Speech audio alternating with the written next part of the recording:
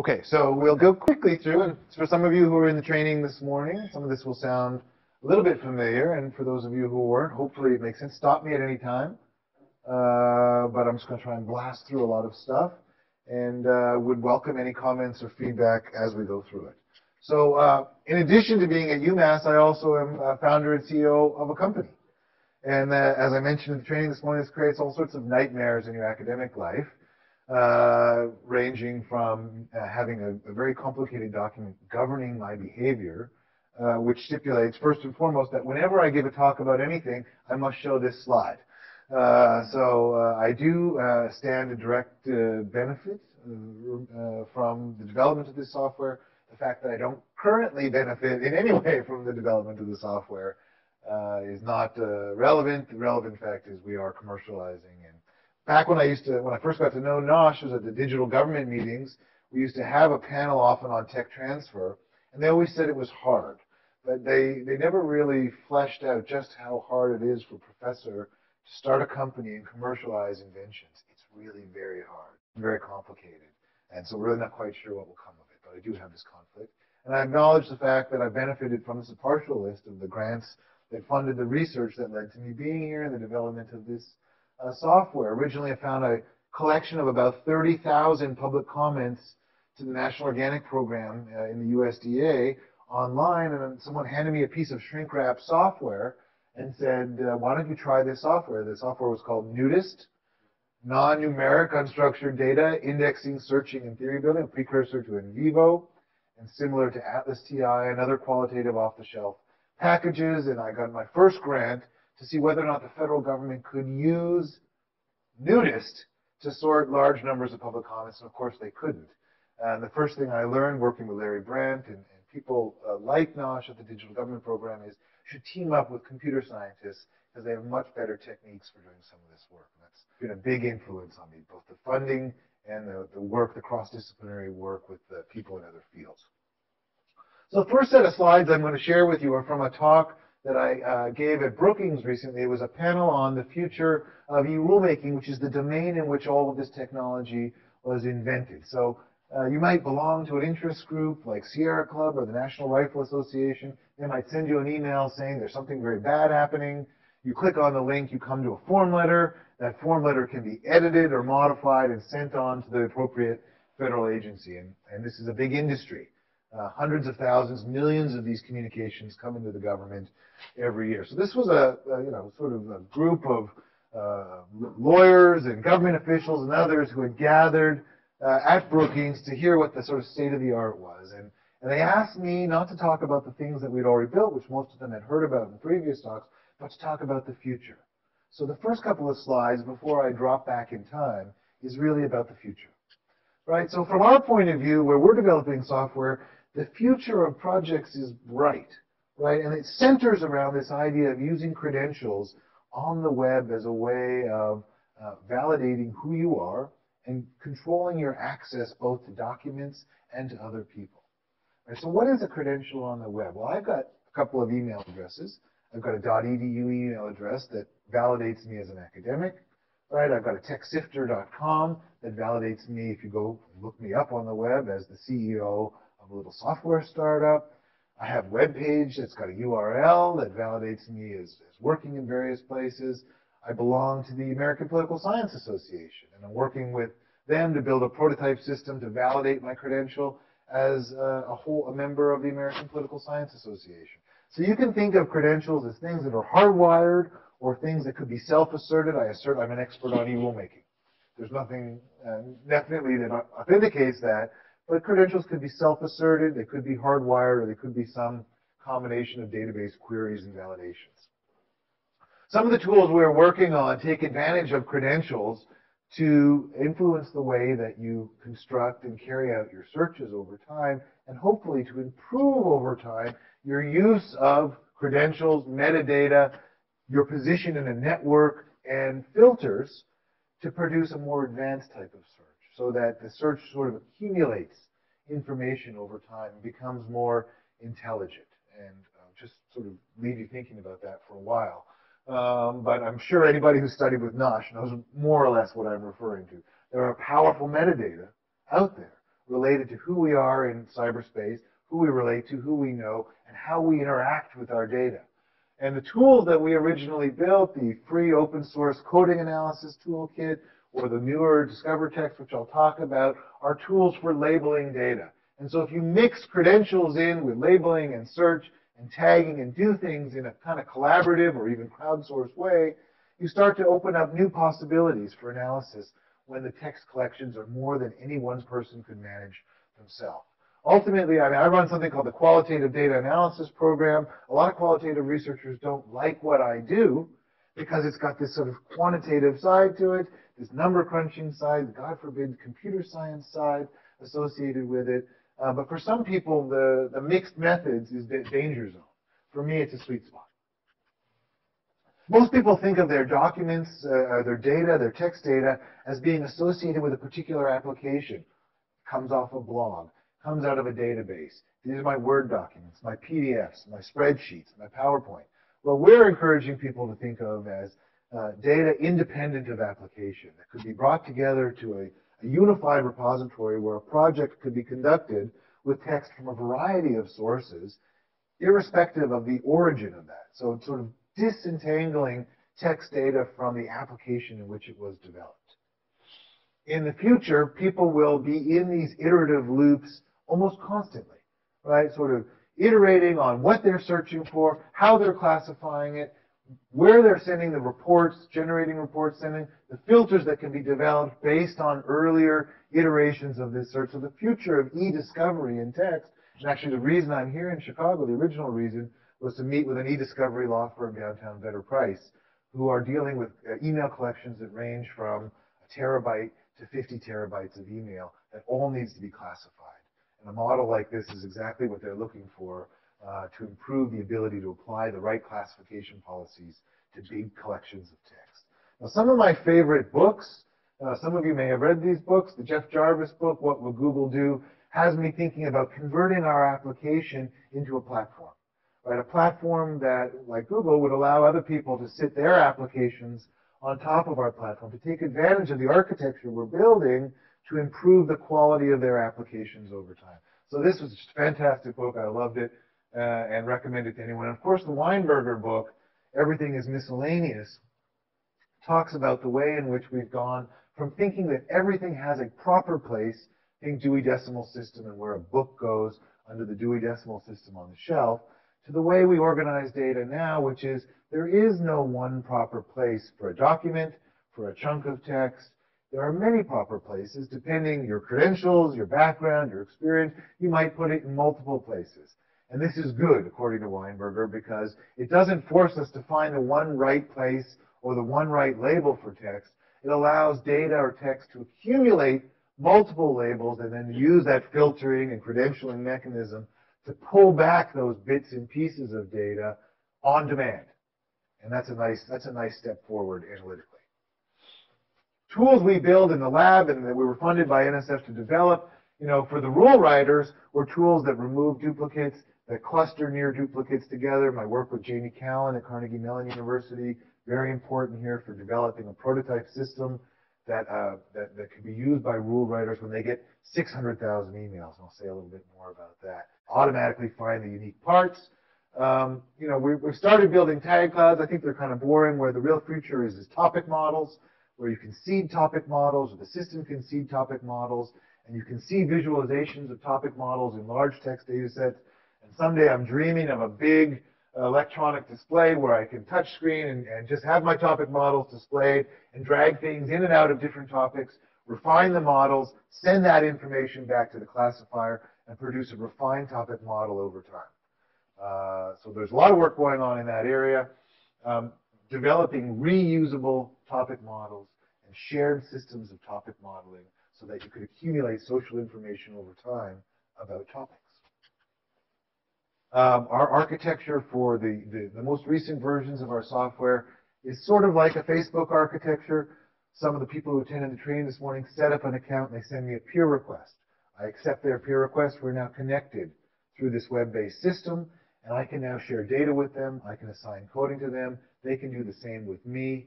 Part of what we're aiming to do with peer relationships is to build secure projects where data moves, across peer networks in ways that are a little bit different than think of the traditional way we do this. An organization, a university, an institution buys a software license. The only people you can share with are people who are holders of that license, right? So in the future, we want people to have a little more flexibility about how they build their cross-organizational, cross-agency relationships. At the heart of what we do, I'm a qualitative researcher. I label text. I feel very strongly about the role for humans in the labeling process.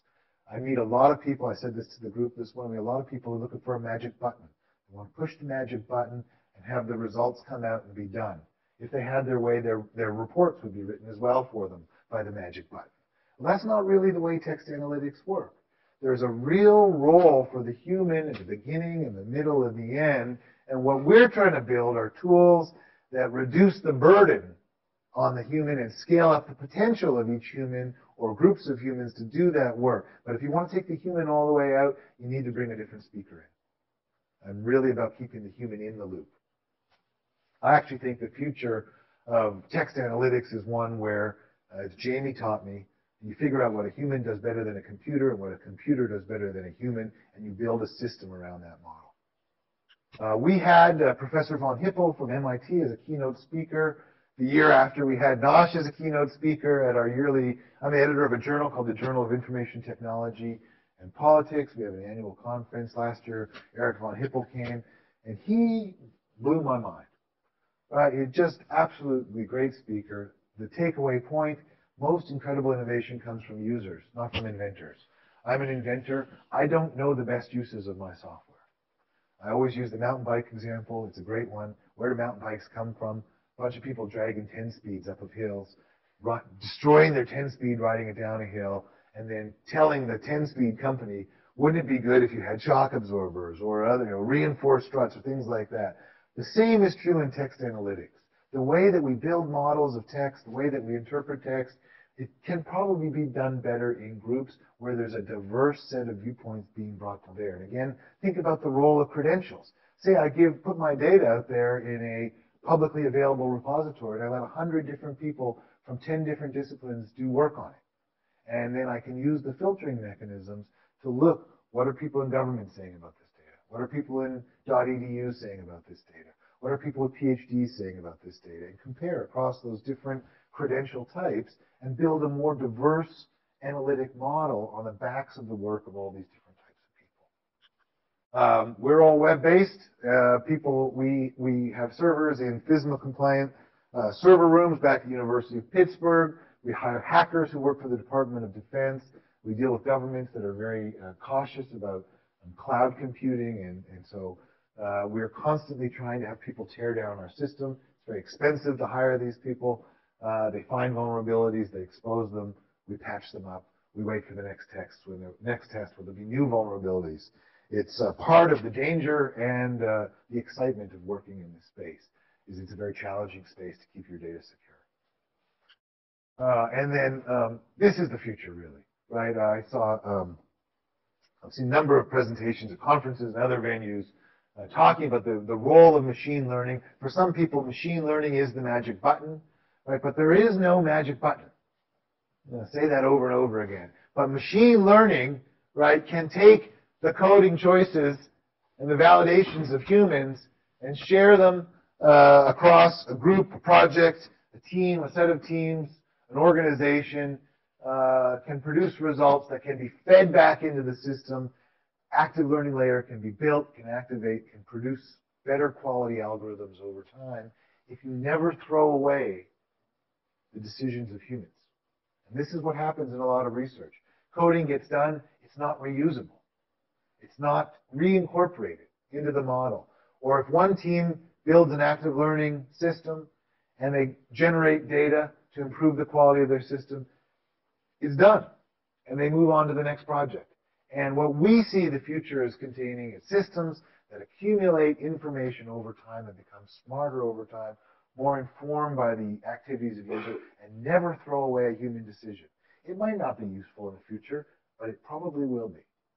And we may not have even figured out the way in which that human decision is important. Now think of the genius of Google, right? The genius of Google is they look at every link and say that's a human decision. And they capture that information, they use it, and they reuse it and use it again over time. And that was a kind of a breakthrough. Well, I think the same thing will be true with text analytics. So how did I get here? It's a funny jump back, right? But I got here as an undergrad by studying novels. I was an English major. I wrote a senior thesis on these two novels. And what was so good, this was a very good thesis, I was told, won the prize at Boston University for the best. Well, they were great books to start with. And what did I do with these books? I read them and reread them and read them again. I was not trained in text analysis or qualitative research or coding or anything like that, but I started marking them up, and I noticed emergent properties as I read and reread these novels over and over again. Certain character archetypes appeared in both books, like the law enforcement officer who exaggerates the nature of the threat to expand his own power and ability to accumulate resource and use resources in kind of nasty ways on the population. Even though these are very different books, there were 4 character archetypes that matched up perfectly in these 2 books. And so what I realized retrospectively was I was coding. Right? I was doing labeling, tagging. They were novels. I was working with highlighter pens and colored markers, but I was coding before anyone had taught me to be a coder. Same thing with, this is my data for my dissertation.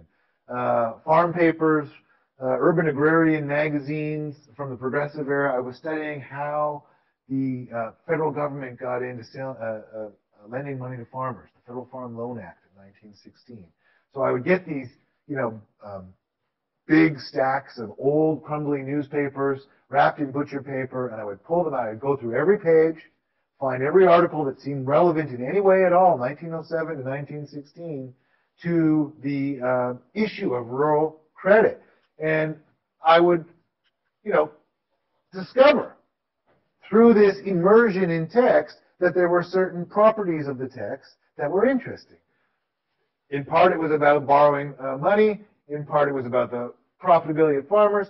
A big thing I discovered by accident was that driving the farm credit movement was an interest in controlling the cost of food in the cities. That's why urban agrarians were, and I didn't go in looking for this stuff. It emerged from my spending a lot of time with the text, reading and rereading, doing the same thing that I did in my undergraduate thesis, and seeing the categories pop out, and then again manually labeling them. Right? So these 2 formative events, an undergraduate thesis and my doctoral thesis, sort of reflected a technique that no one had taught me. I'd been trained in grad school in econometrics and statistics and applied econometrics, but hadn't had a class on qualitative research through all of this stuff. And one of my mentors said, get the primary source data, spend a lot of time with the primary source data, and come back and talk to me in a month about what you found. I said, wow, Jerry, this is amazing. I spent a month, Jerry was my chair, I spent a month with this data, and I found things I didn't know were there, and I didn't know I was looking for. And that's one of the key insights of any qualitative researcher or grounded theorist, is that by spending time with your data as a human, not as a machine, right, and just ingesting a lot of it, things pop out. That inductive method, that grounded in the data method, is really very important to my whole way of thinking about the steps that come after you. Start speculating, coding, and then validating your findings. So if you skip forward, and after 10 years of working with people like Ed Hovey and Jamie Callan, and going to conferences, even conferences here on computational social science that have been incredibly stimulating, we're trying to do a lot of the same things, but we're trying to do them using machines that are fed ground truth data, or as close to ground truth as we can get from human annotators. So the laboratory that I developed and the techniques and software we developed originally focused on the task of feeding marked up data to professors of information retrieval and natural language processing so that they could develop machine learning algorithms that trained on our data. And it was very important from their point of view that we know how well a human can label data. And this is something we talked about quite a bit in the training session.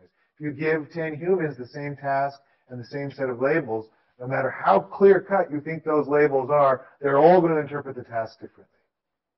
And it's very important to have techniques and tools at your disposal that allow you to actually measure the differences between how different labelers will use these labels.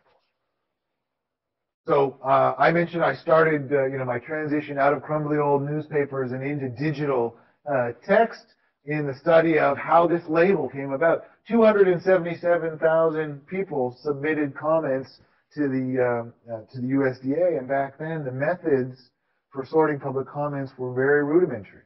I mean, it was literally print it all out, no matter what form it comes in, and they had a fax machine going off, day and night, and stack the paper in a room, get a group of people in the room, and look at the shape of the words on the page and make piles. That was the state of the art when I started doing this work. I mean, we quickly found out that we weren't going to be able to use off-the-shelf nudist software to do this, that we needed more sophisticated tools.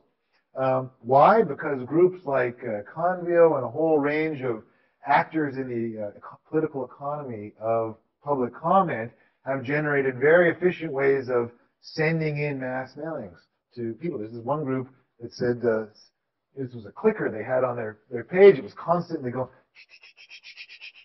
18 million constituent messages from one organization that's selling the service. So it's a subsector of the advocacy economy selling the generation of public comment for a for-profit basis and making a lot of money doing it and generating lots of comments.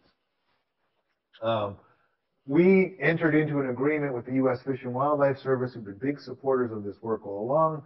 They gave us some money to support the tech transfer. We had a prototype working in the laboratory, and we had to find some way to get that prototype out of the laboratory and into the government. And I mentioned at the start, this is a very difficult thing to do. Well, it helps when the Fish and Wildlife Service throws $250,000 in for a programmer to make it happen. That's what allowed us to do this, and we supported them, for $1.5 million comments. The big one being the polar bear. The chief marine mammal biologist up in Anchorage, Alaska, Charlie Hamilton, gets 600,000 emails about listing the polar bear as a threatened species under the Endangered Species Act. His job is really to count polar bears. That's his job. And suddenly, he's got to review 600,000 emails. Well, what's he going to do? Well, he's going to use our system. We're going to take all the duplicates out. We'll cluster the near duplicates. We'll automatically highlight the parts that are unique within form letters so he can just go ding, ding, ding, ding, and find, in simple, plain truth, the 6 emails in 600,000 that he's legally required to respond to. All the rest of the emails are things like, I'm really sad. This is really depressing.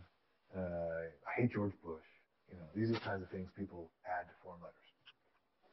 I've often said to my friends in the environmental advocacy, do you know what happens to your emails when they go in? When 500,000 emails came to EPA in 2004 on the mercury rulemaking, every one of them was printed on paper because that was the legal record. It didn't matter if it was a duplicate. They print them all up on paper. They sort them by the shape of the words on the page. They put them in boxes and they ship them off to Maryland to store them forever and for always. I mean, it's crazy stuff. Really. And if they found one that they thought was substantive, they did about 5,000 times, they scanned it in and created an image. So they started with plain ASCII text from email, converted it to paper, and the ultimate product was an image, which was unsearchable. Crazy stuff. To support this work, developed a laboratory, first at Pitt, now it's at UMass. It's operating still at Pitt. The lab is a little unusual. I've looked for peers across academia. I had to do a report to the provost. Couldn't find one. People don't sell coding. They do their own coding, or they put together a team of grad students. So it's a bit of a novel service. We invite people in. They're often quantitatively oriented researchers.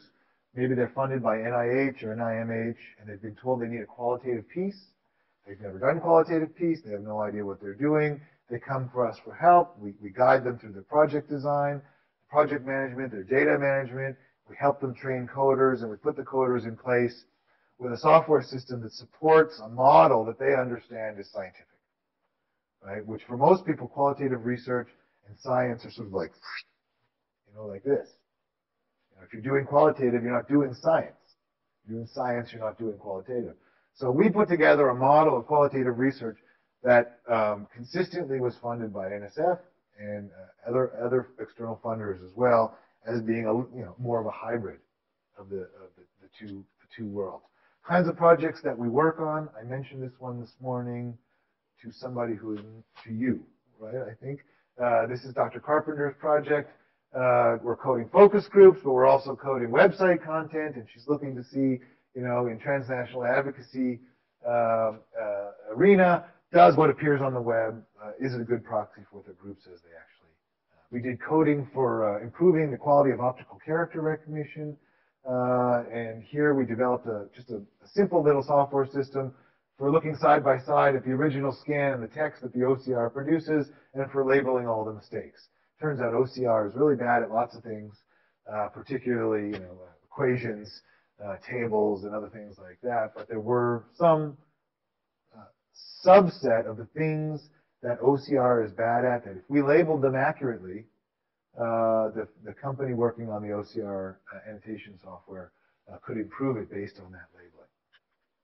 In one of the more ambitious projects we did, I like to tell the story, was called over to CMU by Howard Wackler and a group of researchers working on this project. They sat me down in a big room with all the research team, about 25 people. They showed me a 3-minute video. In the video, a little old lady comes sort of trundling across an empty room to a man sitting in a wheelchair, and there's some sort of exchange that goes on between them. There's nobody else in the room, and then she starts to kick him, right? And she just keeps kicking him and kicking him and kicking him, and it kind of goes on so painfully long. It's sort of hard to watch. And then they stopped the video and they said to me, "How would you code that?" Well, what do you want to do? It really depends. I have some ideas. I said, well, we want to develop a sensor-based system to detect the precursors of aggressive or violent behavior. Okay. Well, and we start, talking about the different things that could be labeled and how to develop an optimal system, custom-built system, right, with foot pedals and stuff for reviewing all the video and labeling the verbal exchanges and labeling the physical body movements that happen in these short periods right before violent incidents. Now, this is a very long-term project. I don't expect that many nursing homes will have sensor-based systems in them anytime soon, but it's the kind of thing where the validity of the labeling is critical if the sensor-based system is someday going to work, right? And so there's actually a theme that runs through all of these projects where, you can label the data and measure the reliability of the labelers and get some information about the quality of your labeling that way. But if you don't know if those annotations are valid or not, you may be developing a baseline or a gold standard for your machine learning that is not going to produce a very effective machine. Working with some researchers on the Gale project while I was at Pitt, I learned probably the most important lesson about software development, which is why take something off the shelf which may or may not do what you want it to do when you could build something yourself that will do exactly what you want it to do. Right, so I watched these guys put up they looked at our off-the-shelf software we're using for labeling, and they said, no, that's terrible. Too much mouse work. We'll build, and in like a week, they put together an annotation interface. I was like, wow, this is a much better way to do labeling than Atlas TI or Nudist or any of those things. This is great. You guys are brilliant. I'm going to build my own software someday. That's exactly what I did, because I learned if you can tailor the software and the architecture of the software to the specific thing you're trying to do, which in our case was produce reliable and valid annotations, or at least the measurement of the reliability and validity of human observations, none of the software out there did that. So we had to build our own. This was and is the first piece that we built. It's called the Coding Analysis Toolkit. It's free. It's open source. It's hosted at the University of Pittsburgh. It's got close to 1 million coding decisions in it. 10 minutes left. Okay. The original purpose, right, was to measure the inter-rater reliability of observers and to adjudicate. We went over this in the training this morning. The adjudication module is really the key, right? Because you might put 2, 4, 6, 8, 10 coders to work, get back sort of a raw measure of their inter-rater reliability, but then you want to dive in a little deeper and as a group or as an expert adjudicate the decisions and come up with a score. By coder, by code, by project. This is iterative reliability. It's good. It's useful for seeing how, oh, this coder uses this code just once. This coder uses this code 9 times. We have to talk to these coders about this code, right? Because it's not a 9-to-1 ratio is not acceptable if you're, over time. You've got to understand how coders interpret the code scheme, how they use it in practice, get a measurement in raw counts and the slices kappa, but then go through and adjudicate those pre-tested coding schemes and see. So this is the adjudication module back in CAT. This is an item that was coded. That's how it was coded. You see the different coder score. You adjudicate valid, not valid. And the system stores that information. The way we used to do it was pen and paper, and then we go back into Atlas TI and remove all the false positives. It took forever. Big waste of time. Here now we accumulate data over time, not only about a project, right? A project validity score, coder validity score, a code. You see here, look, every time magnitude of problem code is used in this pretest, it's used in an invalid way. Incredibly useful information, right? From the point of view of the project director or the team that's running the project. If you think your codes are transparent and self-evident, can be used by coders, one of the things that adjudication tells you is they are not. Right? You can feed that information back in, and maybe Kendall needs more training than Emily. Maybe Kendall needs to work on a different project, something like that. And maybe we need to have discussions about things that are half the time being used in invalid ways.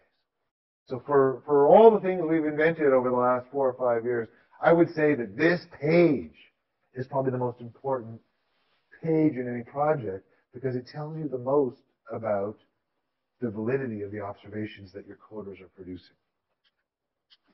The newer version of the software takes more data types.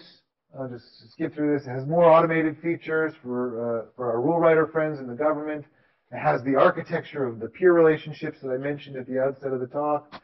Collaborative, some automated, some human work. Ultimately, what I want to do is improve the quality of human judgments, figure out where human judgments add the most value to a project. Like say I've got a machine classifier running on some data, and it's got some slam dunk decisions where it knows exactly where to put that data, and it's got some decisions where it's not quite sure. It's a toss-up. Well, having a human adjudicate the slam dunks is a waste of time. Having the human adjudicate 50 decisions where the classifier is confused is incredibly valuable. So to the extent you can isolate the places where adjudication adds the most value and increase the ease with which the adjudicators add that value to a project and reincorporate it into the machine classification or the code book or the overall approach to the study, you're making progress. Some of the data we're dealing with, big dumps off regulations.gov, massive downloads. We just got 100,000 emails off of Lotus Notes from the Fish and Wildlife Service. We ran the deduper. We got their pile down to under 9,000. We ran the clustering tool. We organized it all, highlight all the unique text. What was 100,000 emails in one person's box becomes about a little less than 9,000 coding decisions, where the rate of decision will probably be in the order of 1 to 5 decisions per minute, kinds of modifications in emails. Obviously, we're looking for new sources all the time. We work with Chirag Shah, student of Gary Marchini. He's now a professor at Rutgers. He's real good at developing tools for scraping like Context Miner or Info Extractor. Take content off blogs, bring it more easily into our software. Content off of YouTube as well. When there's a lot of views and a lot of comments, you can use a tool like the Info Extractor to pull that text off, flatten it out as plain text or XML, and then feed it into our system very easily for coding. The overall architecture, take lots of documents, bundle them up, bring them into PCAT to CAT to discover text, ease the process. Use search, right? This is the Afghan war diaries, 76,000 reports from the field. Use search to find subsets of your total archive, convert those subsets, which we call buckets, into codable data sets. That's the workflow. And then the coding that we do, our workflow is stay off the mouse as much as possible. So items should load to this is like a unit of text to be coded, a very simple coding scheme. The user controls the coding scheme. It's linked to keystrokes. Item loads, code it. Item loads, code it. Item loads, code it. You can do a lot of items quickly. This is the deduplication. Start with almost 10,000. Remove the duplicates. We're under 3,000. Cluster them automatically. And then this is the kind of highlighting we do. These are modified form letters. And you can see the kinds of, yellow is edits. Blue is unique text. This is an unusually large amount of text to be added to a form letter. Most of them look more like this. People will add a sentence here or there. This is our dirty word list. These are some of the tamer. We have 220 dirty words in our list. And you can modify that dictionary. We're working with FOIA officers and declassification officers and federal agencies to build a workflow where there are certain things they need to redact before they make documents public. That's the proper way to make documents public, whereas WikiLeaks is the improper way, in my opinion, to make documents public. That WikiLeaks data set I showed you, I mentioned this in the other training, I can find the longitude, latitude of all the informants and sources reported in those 76,000 documents in a couple of hours. Easy. Probably less than an hour. Drilling in through, these are tag clouds, should be very familiar to most people. Ultimately, these will be topic models that are dynamic and manipulable by users working in teams. Discover Text is our newest software. That's what we were training on this morning. You can ingest feeds from Twitter, from Facebook, a whole range of sources for analysis. You've got to go through this nasty little set of permissions to do it. Probably most of you are familiar. If you're not, we describe all this on the help page for Discover Text. We built our own little opt-out page as you're registering for an account. So you can, this is what the Graph API from Facebook gives us access to. You can opt out of all that stuff, but then you've ultimately got to click on all the blue allow buttons or you can't do it. You can log in with just a regular old username and password and avoid all the Facebook stuff. You just can't scrape Facebook. Got to have a Twitter account to scrape Twitter. Much less daunting credential process here. But what we want is a system where data can come from any source, any database, any blog. We have a bulk ingest. If you've got a WordPress blog, the owner of the blog can do an XML export. One of the sample data sets on Discover Text is from Climate, etc., where the owner of the blog was more than happy to export the entire blog content as an XML file and give it to us as a sample data set.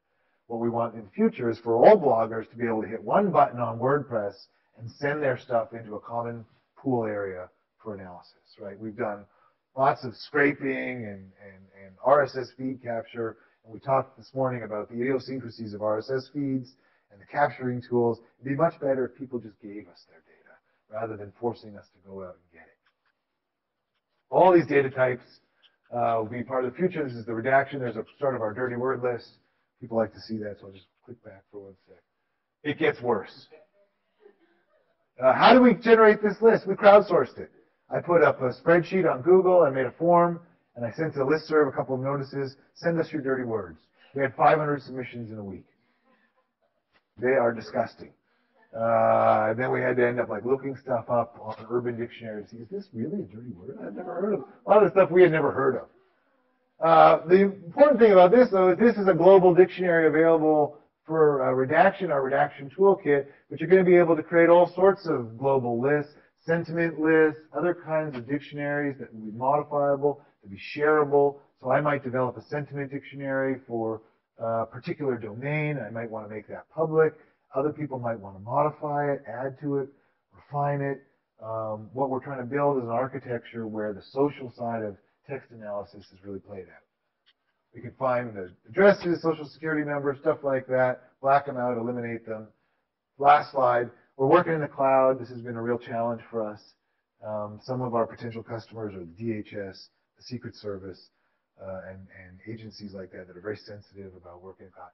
Even an agency like the Department of Agriculture, will be very cautious about the prospect of doing this kind of work in the cloud. But everybody's there or getting there, and soon we'll all be in the cloud together.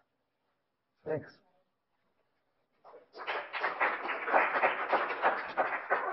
We have about 5 minutes.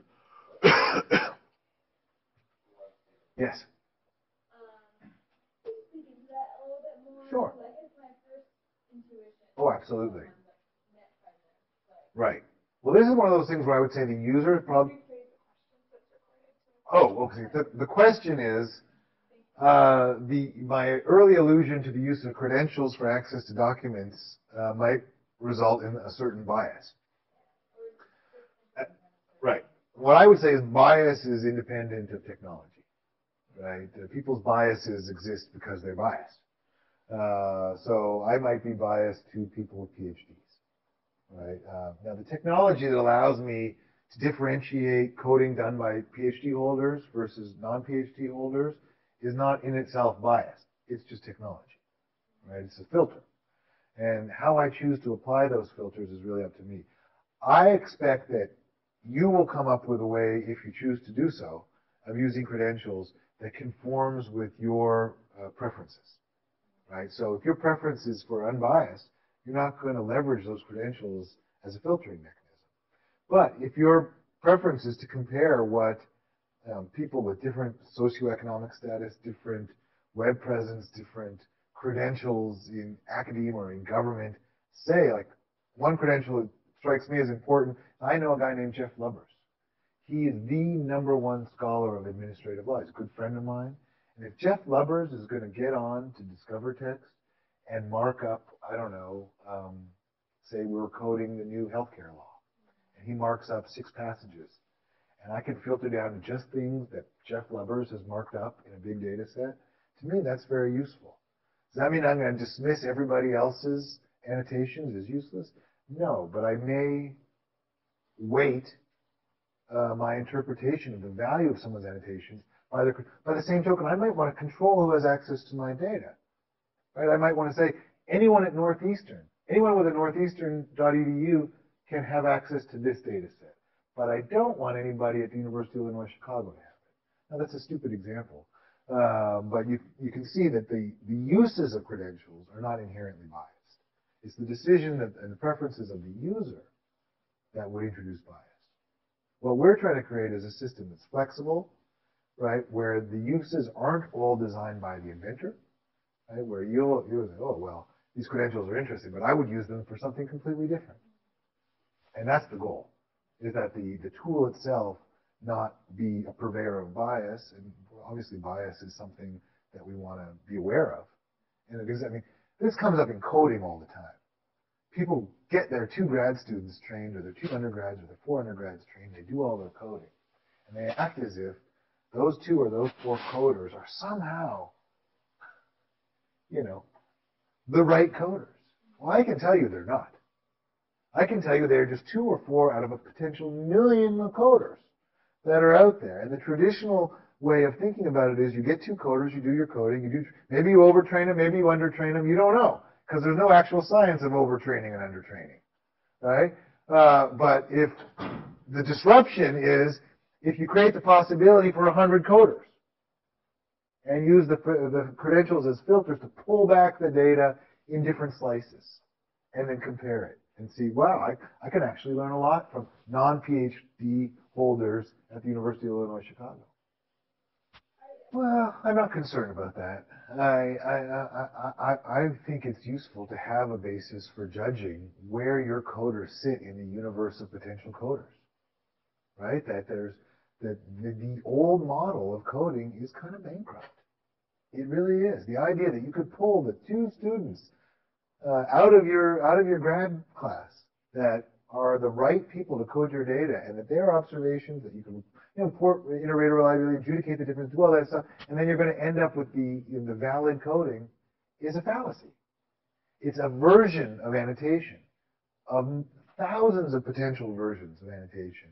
And where I think this gets interesting, following von Hippel and the crowdsourcing ideas, as you scale it up, and you see how people in other countries, in other disciplines, with other backgrounds are coding the same data. I mean, we're all interested in what Obama says about Egypt. But how is this interpreted around the world? How are news organizations, when Reuters puts out a story and people in Egypt look at it, what do they think versus what people in the U.S. say? It's just more hooks into the data. At least think outside the box. Yeah. So thank you very much for having me. It's been a great honor to be here. I've enjoyed it thoroughly.